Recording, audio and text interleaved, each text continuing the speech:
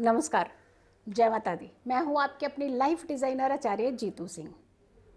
कुंभ का स्नान, प्रमुख स्नान और राम नवमी भी, ये अद्भुत संयोग है।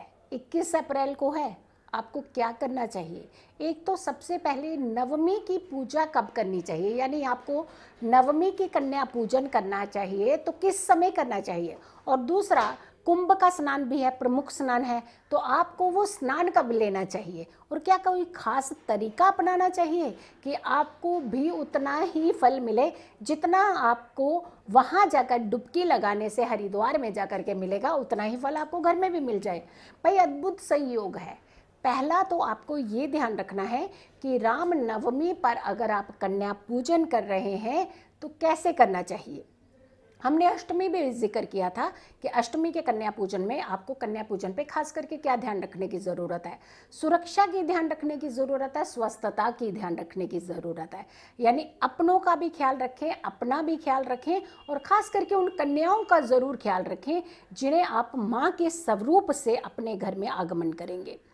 तो बिल्कुल आपको ज़्यादा ये ध्यान रखने की ज़रूरत है, इस बार कन्याओं को बहुत ज़्यादा घर में इकट्ठा ना करके अगर आप ये पूजा करें तो अति उत्तम होगा। यानी आपको अपने घर की कन्याओं को पूजना चाहिए, एकाग्र होकर माँ की आराधना करनी चाहिए। या फिर आप कुछ भी सामान पूजा बना करके जहाँ आपको लगता है कहीं भी आपको कन्याएं मिलती हैं वहाँ जा कर के उन्हें डिस्ट्रीब्यूट कर सकते हैं।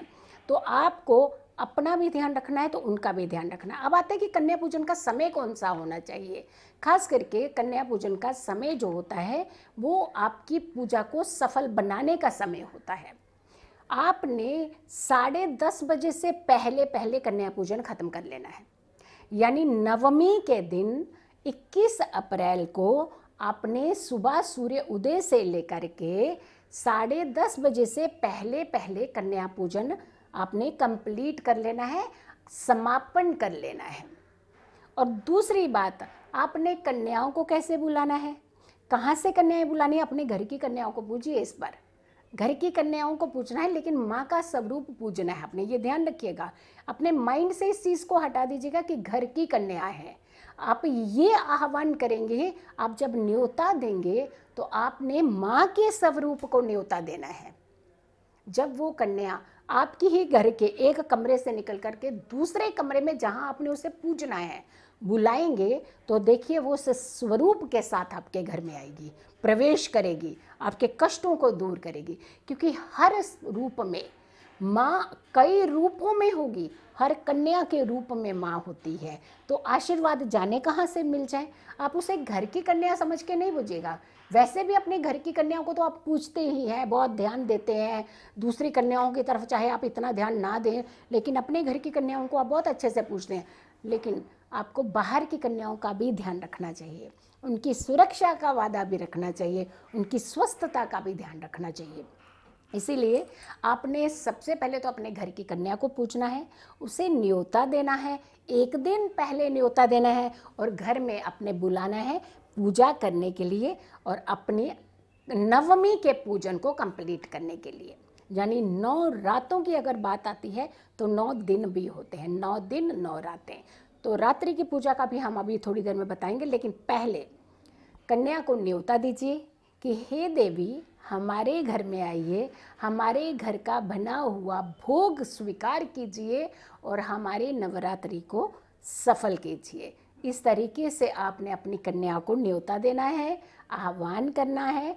एक दिन पहले ये आपने न्योता देना है, यानी अष्टमी की शाम को या फिर रात्रि को आपने जा कर के उसे न्योता दे देना है और नवमी की सुबह आपने उसे अपने चाहे एक कमरे से सज करके उस कमरे में आकर के आसन दीजिए जहां आपने कन्या पूजन करना है।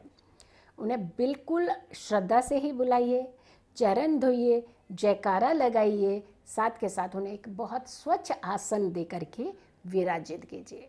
जो भोज आपने बना रखा है माँ को भोग लगाने के लिए, सबसे पहले जो अपने क्षेत्रीय अगर नहीं पारण करते हैं, आप अष्टमी पे पारण नहीं करते हैं तो नवमी भी कंप्लीट करते हैं, तो आपने सबसे पहले भोज जो है, भोग है, वो माँ को लगाना है जो अपने घर के अंदर आपने स्थापित किया हुआ है। और दूसरा भोग आपने अपनी कन्या को लगाना है, जिसे आपने माता के रूप में अपने घर में प्रवेश कराया है। फिर अपने बुजुर्गों को भी आसन ज़रूर देना है। माता के अपने चरण धोने हैं, यानी जो माता का स्वरूप कन्या है उनके चरण धोने हैं, रोली से तिलक करना है, चुनरी ओढ़ानी है और आपने आरती उतारनी है, जयकारा लगाना है, दक्षिणा देनी है और उसके पश्चात ही आपने उन्हें विदा करना है, यानी उस आसन से उठा करके हमने उन्हें विदा करना है आशीर्वाद लेते हुए। ये ज़रूरी नहीं होता कि हम ढेरों कन्याएं इकट्ठी कर लें। हाँ, जब समय ठीक था तब आप बहुत सारी कन्याओं को बहुत सारा भोज करवा सकते थे, लेकिन जैसे जो समय चल रहा है इस समय सुरक्षा की ज़्यादा ज़रूरत है। हमें अच्छे कर्मों को बढ़ाने की ज़रूरत है, हमें अपने कर्मों को ख़राब करने की ज़रूरत नहीं है। जहाँ आप माँ को इतनी सात्विकता से बुलाते हैं, अपने घर में आगमन कराते हैं, वहीं दूसरी तरफ आखिरी पड़ाव जो होता है, जो लास्ट समय होता है, यानी नवरात्रि की बात आती है तो 9वां दिन होता है, माँ सिद्धि दात्री का दिन होता है, सिद्ध करने कार्य, जितने भी कार्य आप सिद्ध करना चाहते हैं उसका दिन होता है। तो वहाँ आपको ज़्यादा सुरक्षा की ज़रूरत होती है, ज़्यादा चौकन्ने रहने की ज़रूरत होती है, ज़्यादा अच्छे से विधि विधान देखने की ज़रूरत होती है। अब आती है कि कुंभ का प्रमुख स्नान इसी दिन है। एक तो सबसे पहले सूर्योदय से पहले का स्नान ले लीजिए, ज़रूरी है, क्योंकि ये प्रमुख स्नान, ये बड़े इम्पॉर्टेंट स्नान होते हैं। जब कहा जाता है कि अगर गंगा जल की एक बूंद भी आपके शरीर के ऊपर पड़ जाती है तो आपके शरीर के तो कष्ट दूर होते ही होते हैं, आपके मानसिक कष्ट दूर होते हैं, आपके मानसिक बीमारियां दूर होती हैं, आपका तनाव दूर होता है, स्ट्रेस दूर होता है, अनवांटेड जो प्रॉब्लम उथल पुथल हमारी ज़िंदगी में चलती रहती है वो सारी चीज़ें दूर होती हैं और हमारी ज़िंदगी सुखों की ओर अग्रसर होती है, सुखों की ओर बढ़ती है। तो आपने सूर्य उदय से पहले का स्नान ज़रूर लेना है। इनफैक्ट घर में, पूरे घर में, हर कोने में आपने गंगा जल का या पवित्र नदियों के जल का छिड़काव ज़रूर करना है कि घर के किसी कोने से भी अगर आपको नेगेटिव ऊर्जा मिलती है या आपको लगता है कि मुझे इस कमरे में जाते हैं तो भय लगता है, उस बाहर कहीं खड़े होते हैं तो भय लगता है, कई बार होता है, अपना ही घर है लेकिन हमें कई बार भय का सामना, एक डर का सामना करना पड़ता है। तो अगर कुछ ऐसी सिचुएशंस कभी भी आपके साथ बनती है या आपको लगता है कि मुझे घर के किसी खास कमरे में या किसी खास जगह से आपको थोड़ा भय होता है, डर होता है, तो नवमी के दिन आप पूरे घर में गंगा जल का छिड़काव कीजिए, अपने छत के ऊपर इवन छिड़काव कीजिए अगर वो छत आपकी है। ऐसा नहीं है कि आपकी छत के ऊपर कोई दूसरे रहते हैं तो उनके घर में जा करके छिड़काव कर दें कि ये हमारा ही घर है। नहीं नहीं, दूसरों के घर में नहीं, वो अपने आप अपने घर की शुद्धता करेंगे, अपने घर की शुभता करेंगे, लेकिन अपने वहम के चक्कर में दूसरों को वहम में नहीं डालना होता कि जाने हमारे घर में आकर के क्या करके गए हैं। तो ऐसा कभी नहीं कीजिएगा। हमेशा अपने सुखों की कामना करनी होती है, दूसरों को दुख देने की कामना कभी नहीं करनी चाहिए। जब जब हम दूसरों को दुख देने की कामना करते हैं तब तक हमारे लिए दुखों के दरवाजे खुलते हैं। इस वीडियो को आपने बहुत सारे लोगों तक ज़रूर पहुंचाना है, शेयर कीजिए इस वीडियो को।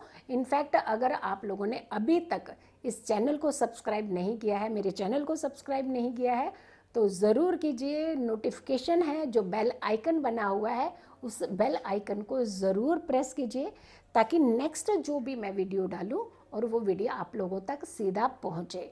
सब्सक्राइब कीजिए चैनल, शेयर कीजिए वीडियो। और अगर आप लोग अपॉइंटमेंट लेना चाहते हैं, पर्सनली अपनी कुंडली दिखाना चाहते हैं, तो जो नंबर्स दिए गए हैं उन नंबर्स पर कॉल करके आप अपना निजी समय जो है, अपॉइंटमेंट जो है वो बुक करा सकते हैं और पर्सनली अपनी कुंडली भी दिखा सकते हैं।